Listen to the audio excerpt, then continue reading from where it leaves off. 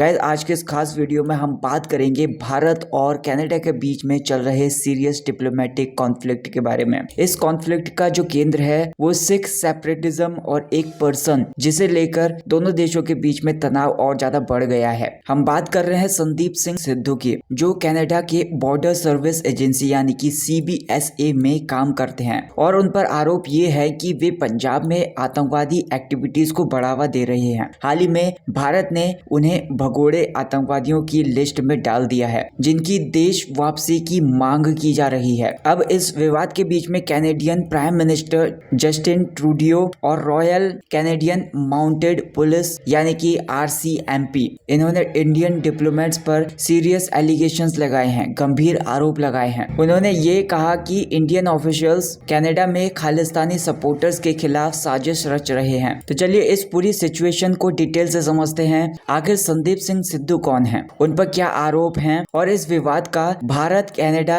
के रिलेशन पर क्या असर पड़ सकता है। तो चलिए इस पूरे मामले को डिटेल से जानते हैं। आखिरकार संदीप सिंह सिद्धू कौन है, उन पर आरोप क्या है और इस विवाद का भारत कनाडा के रिलेशन पर क्या असर हो सकता है। तो सबसे पहले इस विवाद को पूरी डिटेल से समझते हैं। कुछ टाइम पहले पिछले कुछ समय से भारत और कनाडा के बीच में खालिस्तानी आतंकवाद को लेकर तनाव बढ़ता जा रहा है। कनाडा के प्रधानमंत्री जस्टिन ट्रूडियो, उन पर आरोप ये लगाया गया है कि भारतीय अधिकारी कनाडा में खालिस्तानी अलगाववादियों को निशाना बना रहे हैं। उन्होंने ये भी कहा है कि भारतीय अधिकारी इन अलगाववादियों की जानकारी भारतीय अपराध संगठनों के साथ शेयर कर रहे हैं, जो उन्हें डराने, गोली मारने, यहाँ तक कि हत्या करने की एक्टिविटीज में भी शामिल हैं। भारत ने इन सारे आरोपों को पूरी तरीके से खारिज कर दिया है और इन्हें बेसलेस करार दिया है, यानी कि असंगत करार दिया है। भारतीय विदेश मंत्रालय ने कनाडा के टेम्पररी हाई कमिश्नर और 5 दूसरे कैनेडियन डिप्लोमेट इनको एक्सपेल कर दिया है,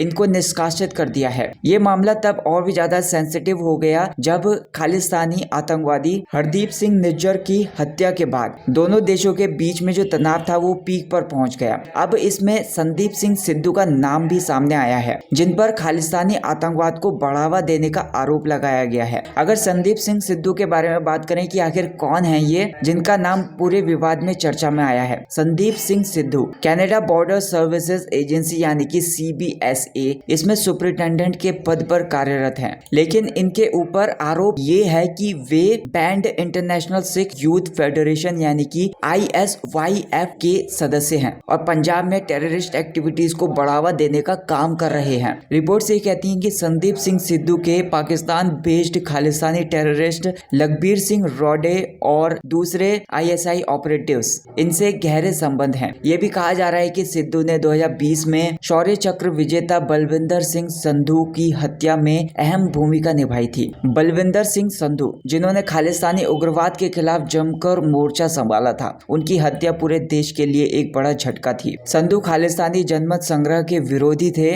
और इसीलिए उन्हें निशाना बनाया गया था। अब बात कर लेते हैं बलविंदर सिंह संधू के बारे में, जो कि अपने साहस और शौर्य के लिए शौर्य चक्र से सम्मानित थे। पंजाब के खालिस्तानी उग्रवाद के दौर पर उन्होंने आतंकवादियों के खिलाफ अपनी आवाज बुलंद की थी। बलविंदर सिंह संधू न केवल खालिस्तानी एक्टिविटीज के विरोधी थे, बल्कि उन्होंने US और कनाडा में चल रहे सिख फॉर जस्टिस यानी कि SFJ के जनमत संग्रह के विरोध में भी मोर्चा संभाला था। संधू की हत्या के पीछे का साजिशकर्ता कौन है? NIA की रिपोर्ट के अनुसार इस मर्डर की साजिश कनाडा में बैठे खालिस्तानी ऑपरेटिव्स जैसे कि सनी टोरंटो और पाकिस्तान में शरण लिए हुए लखबीर सिंह रोडे ने रची थी। हालांकि अभी भी क्लियर नहीं है कि सनी टोरंटो संदीप सिंह सिद्धू का ही नाम है या फिर नहीं, लेकिन संधू की हत्या में सिद्धू का हाथ होने का आरोप लगाए जा रहे हैं। अब इस विवाद में भारत सरकार का पक्ष क्या है, इस पर ध्यान देते हैं। भारत ने पिछले 1 दशक से भी ज्यादा समय में कनाडा को बहुत सारे अपराधियों के प्रत्यर्पण के लिए अनुरोध भेजे हैं, रिक्वेस्ट भेजी थी। विदेश मंत्रालय के जो स्पोक पर्सन हैं रणधीर जायसवाल, उनके अनुसार भारत में कम से कम 26 एक्स्ट्राडिशन रिक्वेस्ट कनाडा को भेजे हैं, जिन पर अब तक कोई भी कार्रवाई नहीं की गई है।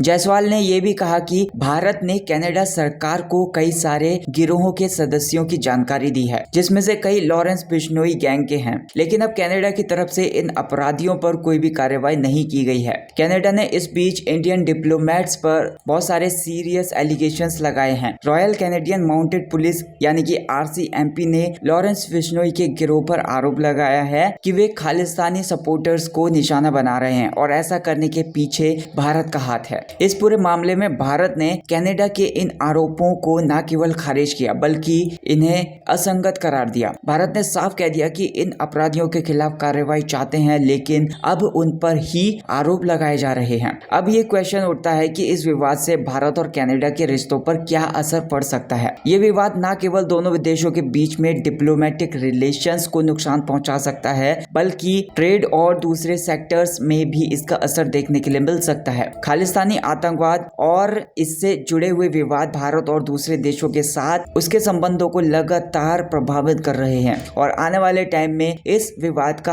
हल कैसे निकलेगा ये देखना बहुत ज्यादा इंपॉर्टेंट होगा। तो गाइस, आज के इस वीडियो में हमने चर्चा की भारत और कनाडा के बीच में चल रहे विवाद की, जहां पर एक तरफ कनाडा के प्रधानमंत्री और उनकी पुलिस ने भारतीय डिप्लोमेट्स पर आरोप लगाए हैं, वहीं दूसरी तरफ भारत ने इन सारे एलिगेशंस को, इन सारे आरोपों को खारिज किया है। संदीप सिंह सिद्धू, जो कि इस विवाद का मुख्य केंद्र बने हुए हैं, उन पर टेररिस्ट एक्टिविटीज को बढ़ावा देने का आरोप लगाया गया है। बलविंदर सिंह सिद्धू की हत्या, खालिस्तानी आतंकवाद और दोनों देशों के बीच में लगातार बढ़ती हुई टेंशन का असर आने वाले टाइम में देखने के लिए मिल सकता है। तो गाइस, ये था इस वीडियो में। अगर आपको ये वीडियो इन्फॉर्मेटिव लगी हो तो वीडियो को लाइक कर देना। इसी टाइप की वीडियोस देखने के लिए चैनल को सब्सक्राइब कर देना। Thank you so much for watching this video.